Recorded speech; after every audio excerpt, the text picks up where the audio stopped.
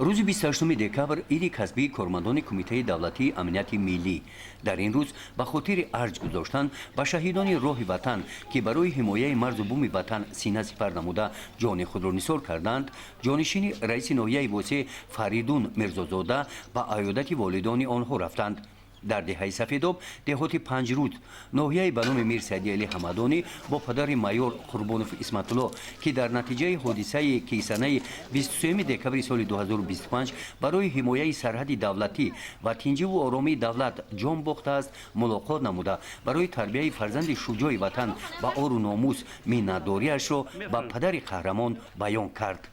جانشین رئیس ناحیه واسه فریدون میرزازاده در این روز همچنین در دهه کوچاباغ دهات به نام خدایا رجبوف ناحیه واسه از اویله شهید راه وطن نظروف سیدجلال دیدن نموده دل کودکان را شاد گردانیدند.